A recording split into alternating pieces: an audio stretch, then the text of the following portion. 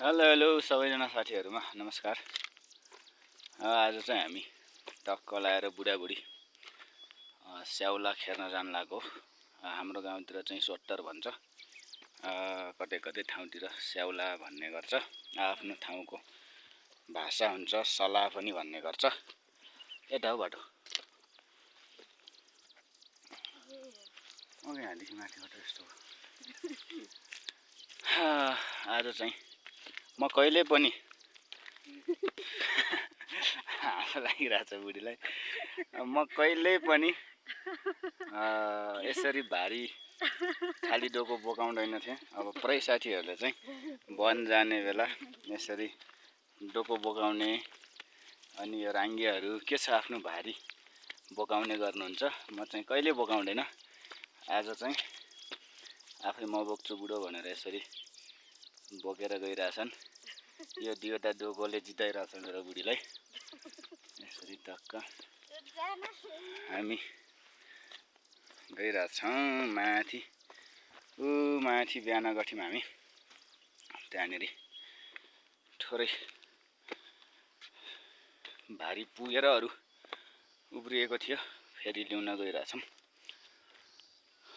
यो टक्क कालोपाटीको डमार छ, यतातिर देख्न सक्नुहुन्छ। यस्तो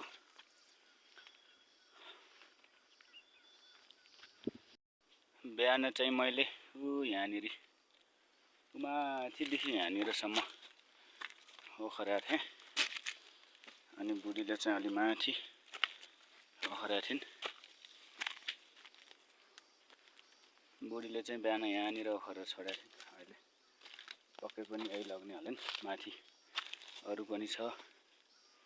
माथि कति छ पुग्छ त। यो पछाडि देखिरहेछ लाली गुराँस, के दामी देखिरहेछ। तर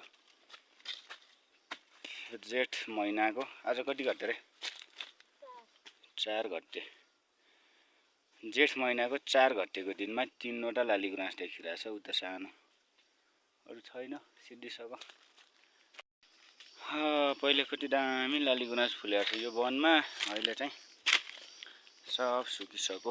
हुन त सिजन पनि गयो है। जेठ महिनाको 4 घट्टे गइसक्यो। लाली गुराँस बस्ने त कुरै भएन। मैले खेरेर राखेको सोट्टर चाहिँ यो। अब टक्क लग्यानिर राङ्गियामा हालेर टक्क घर जाने हो।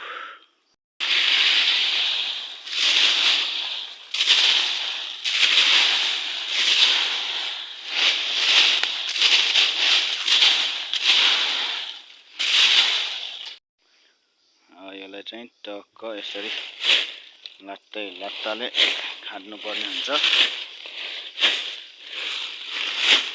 बल्ल अलि धेरै जान्छ। यस्तै टक्क हामी चाहिँ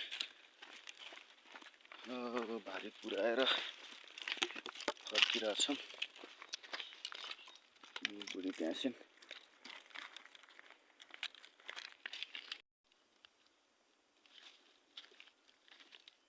अलि यतै खनाउ त। हो त्यही।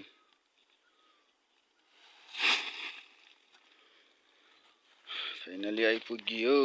अगाडिको 2 भारी चाहिँ पर खटाएको थियो। यो चाहिँ एक्स्ट्रा पछि काम लाग्छ भनेर बर्खाको टाइममा टक्क हाल्ने हो। कति धेरै खानेको एक्लै यति धेरै ल्याउँदो रहेछौ त यार।